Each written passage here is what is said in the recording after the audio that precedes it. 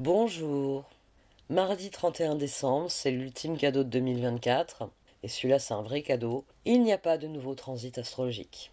Nous poursuivons ce qu'ont amorcé la nouvelle lune en Capricorne et Chiron qui est redevenu direct en Bélier. Après tout, nous avons du pain sur la planche avec ces deux transits.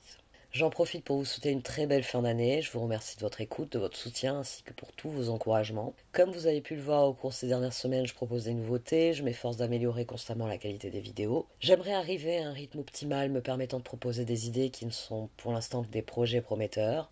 Je veux par exemple terminer le montage des associations de cartes, plus d'autres projets sur la lecture du tarot. Et tout cela n'est possible que si vous me soutenez.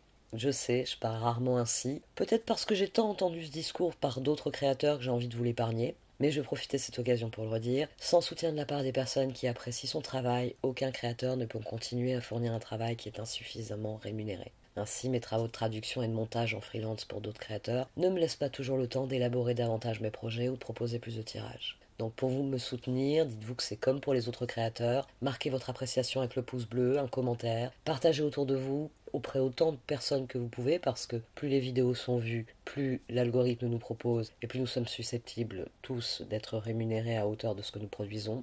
Si vous le pouvez, abonnez-vous ici sur YouTube et vous verrez les vidéos quelques heures ou quelques jours avant. Vous pouvez aussi me commander un tirage ou faire un don à la chaîne, ou pourquoi pas m'embaucher pour monter vos vidéos. Mais je vais arrêter là, je pense que vous connaissez le disque, je l'ai beaucoup entendu sur beaucoup de vidéos là en cette fin d'année. On va passer au tirage. Voici donc le tirage du mardi 31 décembre où la pleine lune en Capricorne est toujours active et c'est le jour où elle est très exactement sextile à Saturne en Poisson. On a un tirage qui nous a sorti l'As de Pentacle qu'on n'avait pas hier. Je suis allée revoir vite fait la vidéo hier. On a l'As de Pentacle qui n'était pas sorti, c'est ce qui m'a frappé d'emblée sur le tirage. Et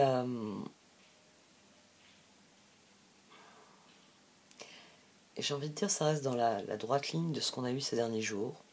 On a objectivité d'ailleurs sur le côté, on a la tour ici, on a le jugement. On a la roue encore. Je l'ai dit, hein, la roue, elle commence à devenir récurrente. Ne voir que l'amour, acceptation, communication. C'est une journée qui semble plus active qu'hier, ça c'est sûr. Il n'y a pas un pendu au milieu. Au contraire, on a le 9 de bâton et le 3 de pentacle. Le moment est venu de mettre ses efforts dans les collaborations, dans l'union, dans la participation aux choses. Et ça semble être le fil conducteur de la journée, jusqu'à un certain point. Il y a l'idée que demain, il pourrait y avoir une récolte aussi soudaine qu'inattendue. C'est ça en fait qu'il y a comme idée. On a le chevalier de bâton ici et ici aussi. Mais c'est pas du tout les mêmes énergies. Ici, on a le chevalier de bâton et l'as de pentacle. Là, on a le jugement au dos. Donc on a quelqu'un qui se dit, et tiens, si je faisais ça. C'est le chevalier de bâton et même le jugement crée cette dynamique autour de l'as de pentacle. Je sais pas, il y a un peu l'idée que la pièce elle sort du chapeau. Que c'est peut-être d'ailleurs pour ça qu'il n'y était pas hier, parce que on ne savait pas encore trop ce qu'allait être constructif. Mais là, c'est comme si tout d'un coup, et ça pourrait être vraiment la dynamique d'une nouvelle lune en Capricorne, tout d'un coup, il y a un plan qui s'esquisse. Donc, jugement, chevalier de bâton, on se dit, je pourrais le tenter de cette manière-là, le faire de cette manière-là. Et les cartes nous encouragent à ça, puisqu'il y a le 9 de bâton, puis il y a le 3 de pentacle. Donc 1 de pentacle, 3 de pentacle, à nouveau des bâtons. Dans un 9 de bâton, alors on est souvent assez proche de l'épuisement, parce que dans un 9 de bâton, en fait, un 9 de bâton peut être extrêmement positif, c'est la vibration 9, c'est l'ermite et le soleil, mais elle peut être négative, 9 d'épée. Parce que c'est souvent le moment où on réalise qu'on n'aura pas forcément un 10 de pentacle. C'est souvent le moment où on réalise qu'il y a une forme de plafond de verre, que on va avoir beau surenchérir pour parvenir au 10 de bâton, on n'aura pas une récolte. Donc le 9 de bâton peut être une excellente carte, c'est-à-dire on réaffirme ce en quoi on croit, tant pis, même si je n'ai pas un 10 de pentacle, je continue, parce que c'est quand j'arriverai au 10 de bâton que je ferai tourner la roue et que ça avancera. Ou alors on peut plonger dans du 9 d'épée, c'est-à-dire que nos peurs se réveillent, je pensais avoir un 10 de pentacle, je vais avoir un 10 de bâton, mes efforts n'ont pas porté leurs fruits, c'est une catastrophe, etc. Donc là, c'est le meilleur du 9 de bâton. C'est le feu qu'on trouve dans le chevalier de bâton. C'est quelqu'un qui se dit, bah, As de pentacle, 3 de pentacle, il y a des choses que je peux faire et qui vont progresser, et qui vont progresser dans la bonne direction, et ce serait bien de le faire dès maintenant. 9 de bâton, c'est ça. C'est le sentiment pressant qu'il faut le faire. Parce que ça doit être fait, et que c'est une bonne chose à faire. Et c'est en plus cette position. On a le 9 de coupe, le 2 de pentacle, et le 10 de pentacle.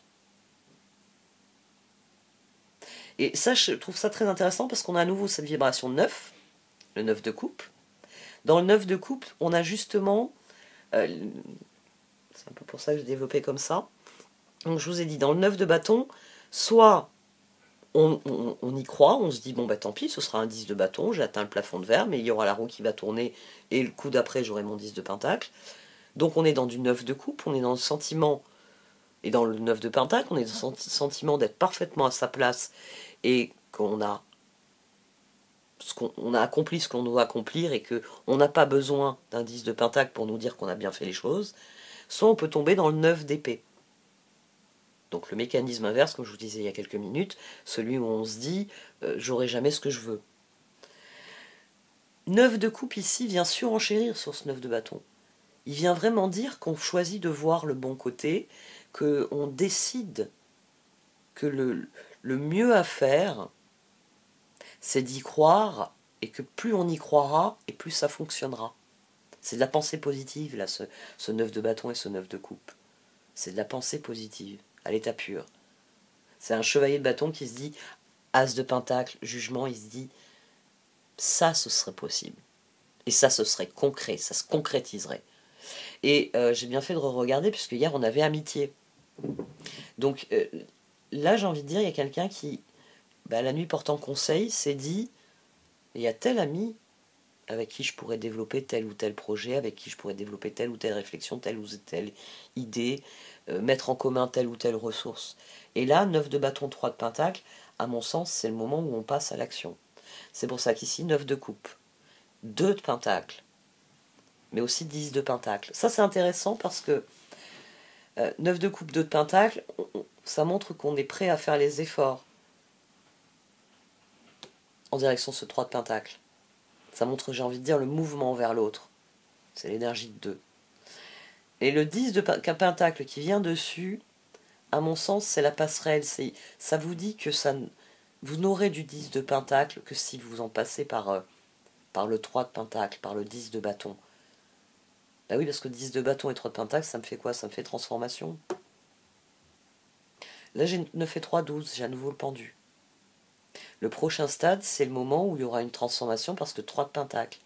Parce que vous aurez le mécanisme de ce que j'ai expliqué hier, parce que quand j'ai regardé ma vidéo, je suis tombée sur ce passage-là.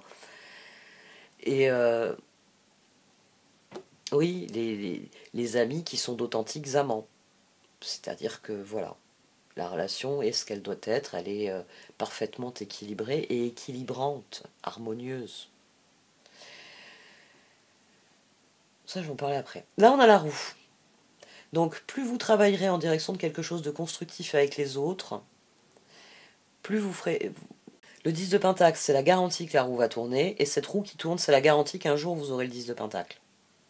Vous aurez l'apothéose, vous aurez la concrétisation de ce qui est ici, à l'état de graine. Non, parce qu'il y a cette position. Ce serait plus cohérent, je la développe maintenant. Ici, on a la reine de coupe et la tour. Mais vous savez, il y a quelqu'un qui m'a dit que j'avais un biais, que je voyais toujours les tours de manière positive. Bah oui, parce que le changement c'est positif, le changement c'est de la vie, et toute vie qui grandit, qui s'étend, qui se développe, c'est toujours positif. Donc c'est peut-être pour ça que j'ai tendance à l'avoir de manière positive.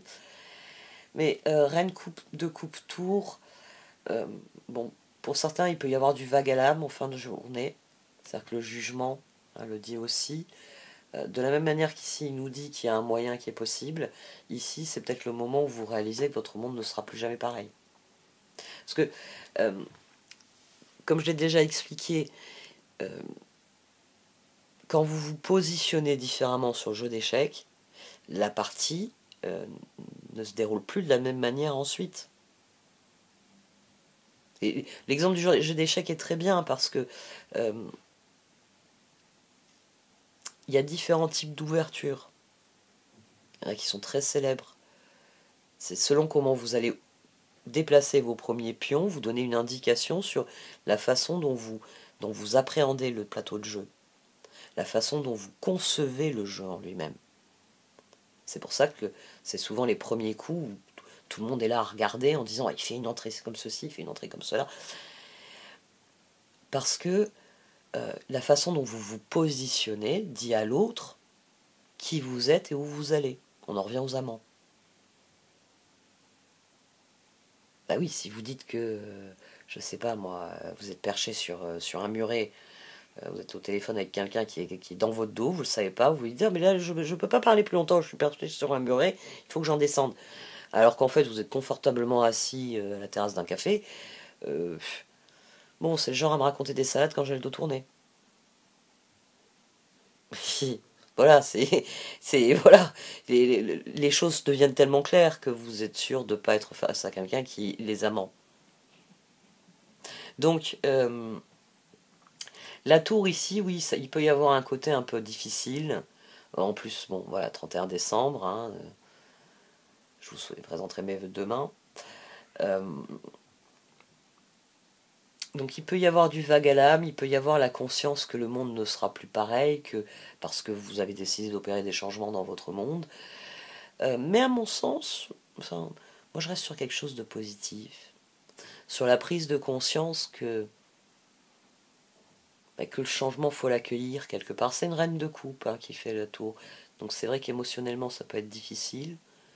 C'est une année qui se termine. Et puis forcément, il y a sûrement des choses dans la balance qui sont négatives et qui nous font dire fichue année. Mais après tour, jugement, après c'est votre disposition d'esprit face aux choses. C'est le mécanisme d'acceptation qu'on a ici. Et c'est la carte ne voir que l'amour et objectivité. Pour que ce soit une bonne tour, il faut se concentrer sur les points positifs qui pèsent dans la balance. Donc faites preuve d'objectivité, restez concentré sur les bonnes choses, sur l'amour en l'occurrence, sur les bonnes choses de la vie. Et ici on a le 5 d'épée, le chevalier de bâton et le pape. Alors j'en ai parlé incidemment à 2 reprises, mais ici on a quelqu'un... Alors c'est pas fondamentalement mauvais en soi parce qu'on a qui redevient direct. Donc on peut avoir quelqu'un qui choisit la guérison. Mais forcément, si vous êtes occupé dans un processus de guérison, vous ne pouvez pas vous inclure dans un grand tout. Vous êtes occupé à soigner vos blessures.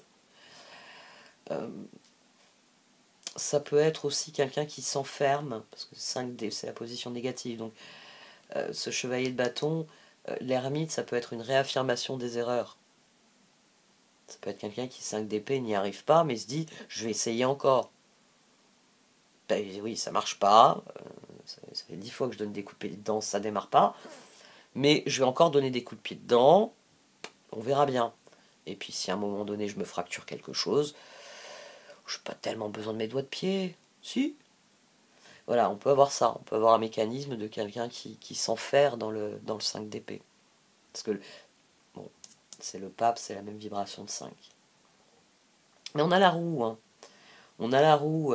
À mon sens, il y a peut-être des personnes qui vont un peu se recroqueviller sur elles-mêmes pour guérir et pour définir un plan qui ne les concerne qu'eux. Parce qu'il y a des choses, des fois, des changements qu'on veut faire, des améliorations qu'on veut apporter.